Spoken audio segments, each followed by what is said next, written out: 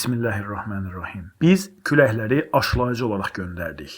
Göydən yağmur yağdırıb onu sizə içirtdik. Belə olmasaydı siz onu yığıb saxlaya bilməzdiniz. Təqdim etdiyimiz Hicr surəsi 22-ci ayədə Quranın 1400 il əvvəldən xəbər verdiyi elmi hadisə yer alıb. Ayədə küləklərin aşılayıcı özəlliyindən bəhs olunur. Quranın endirilməsindən təxminən 10-11 əsr sonra bilindi ki, küləklər həm bitki nəslinin davam etməsində, həm də yağışın yağmasında əvəzsiz rol oynayır. İlk öncə küləyin bitkilər üzərindəki vəzifəsindən danışaq. Ağac və bitki çiçəklərinin külək vasitəsilə aşılanma prosesi təxminən 16-17-ci əsrdə kəşf edilib. Bitkilərin çiçəyində erkək və dişi olaraq bilinən iki toxum var. Bu toxumlar rüzgar vasitəsilə birindən digərinə uçaraq onu aşılayar. Beləcə həm meyvələr meydana gələr, həm də bitki və ağacların nəsli tükənmədən davam edər. Almanlı həm də yazır deyir ki, çiçəklərdə olan erkək və dişi cütlüyünün kəşfi, həmçinin digər bir Quran ayəsinin əsrlər öncədən xəbər verdiyi faktı açıqlayır. Rad surəsi 3-cü ayədə belə buyurulur: Yeri döşəyən, orada möhkəm dağlar, çaylar yaradan, bütün meyvələrdən erkək, dişi yaxud şirin, acı, turş, meyx, oş və s. olmaqla cüt-cüt yetişdirən, gecəni gündüzə, gündüzü də gecəyə örtüb bürüyən odur.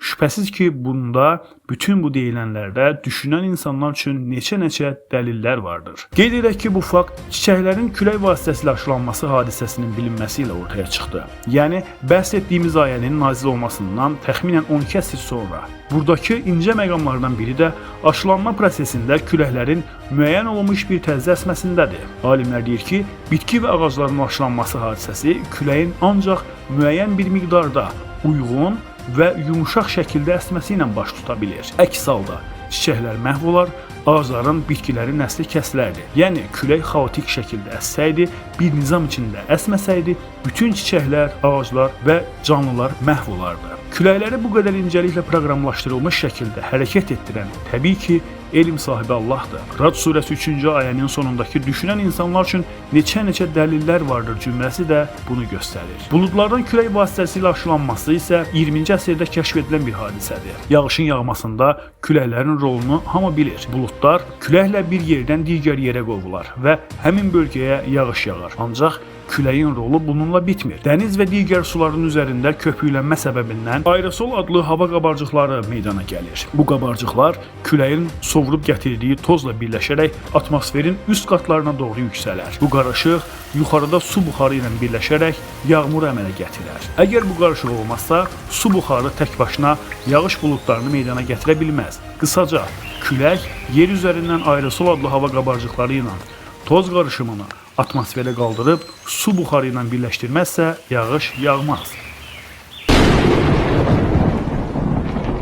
Küləyin bu xüsusiyyəti bu qədər detallı şəkildə sadəcə 20-ci əsrdən sonra bilinməyə başladı. Ancaq Uca Allah bunu bizə 1400 il əvvəldən Quranın Hicr surəsi 22-ci ayəsi vasitəsilə xəbər verir. İşin ən maraqlı yerlərindən biri də bu elmi hadisəni 8-9-cu əsrdə yaşayıb Quran ayələrini oxuyan, incələyən bir çox İslam aliminin bilməsi idi.